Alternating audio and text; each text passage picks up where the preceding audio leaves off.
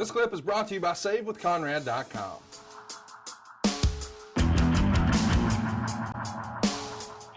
The 17th, back at Center Stage. It's a WCW Saturday night recording for August 20th. And during the show, you, Tully, and JJ, and our AFS colleague, Mr. Jim Ross, JR, are at the desk for an interview concerning, of course, the Midnight Express. And shit's about to get real here. Let's check it out. Barnett and the Midnight Express. And obviously, as I mentioned, that is a great confrontation. But there are teams like the Sheepherders that were throwing out the name of the Horsemen as well. Well, certainly we have to look at the Fantastics. We have to look at teams like Nikita Koloff and Ricky Morton. We have to look at the Fantastics. We have to look at all of them.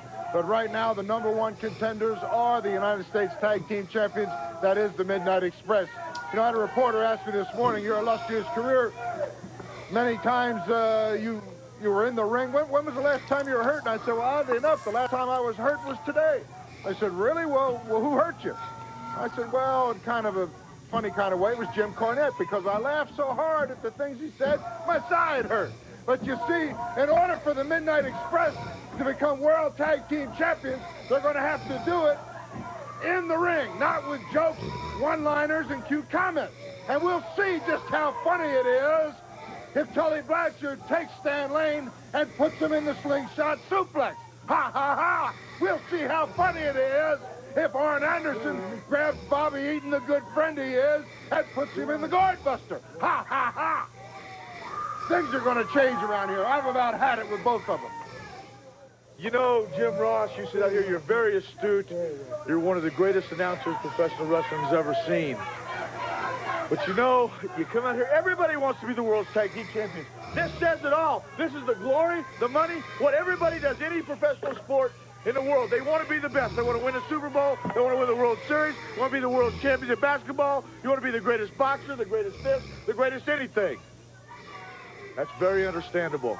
Now, to come out here and try to psychologize us, Jim Cornette, and play mind games with the Horsemen, it doesn't work. That's fine, because we don't even care if you come. We're wrestling the Midnight Express. That's Stan Lane and Bobby Eaton. That's who Arn Anderson and Tully Blanchard are wrestling. We don't care about you or your racket. J.J. Dillon can take well enough care of you. Let's talk truths. If I can take a little bit of this valuable time, I want to talk truths. One truth is the Horsemen went into the Bashes, 42 of them as the champions.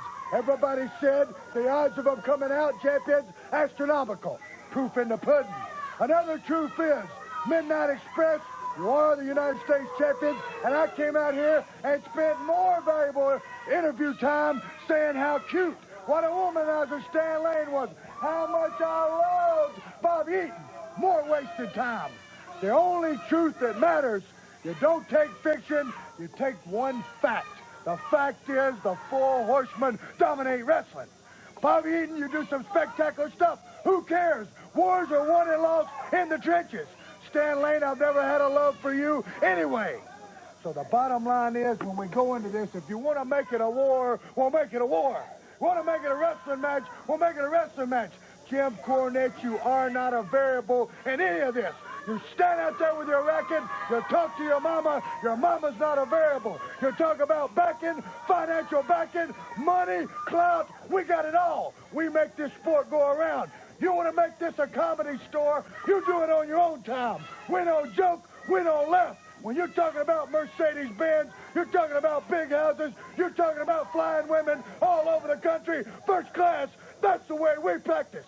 The bottom line is, we are the class of this sport, and we didn't get it by making a lot of wisecracks. You want to win these, you got to beat us, and that's a task none of them done.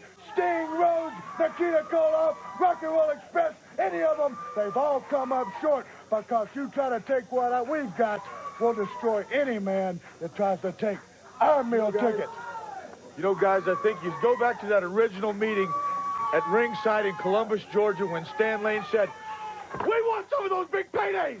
Earn them. Well, big man, the only way you get big paydays in this business today is wrestle the Horsemen. Yeah. All right, ladies and gentlemen. Wow. So listen, once your glasses came off, it's like you turned into the Incredible Hulk, Arn. That's when shit did get real. But on a serious note, it's a touch of beauty that the true target of the Horsemen is the venom is towards Cornette, not Bobby and Stan. He's showing the respect for the Midnights while keeping the heat. And then Tully's closing line, it's the chef's kiss on the 5-star meal. What did you think about this? Well, you almost have to make a big deal out of Cornette because he's such a focal point. Yeah. He's such a mouthpiece, and he does all the talking, and he, all the insults come out of his mouth. They don't come out of the other guys. So can't go wrong really featuring him as long as you're always smart enough to let the world know that we knew just how good the Midnight Express are. Hey, it's Conrad Thompson. Thanks for checking out the podcast here on YouTube. Be sure to hit the subscribe button and the notifications bell so you get a notice anytime we upload some new content. And go save yourself some money right now. If you're in a 30-year loan or you have credit card debt, it's not a matter of if I can save you money. It's a matter of how much. Find out right now for free at SaveWithConrad.com.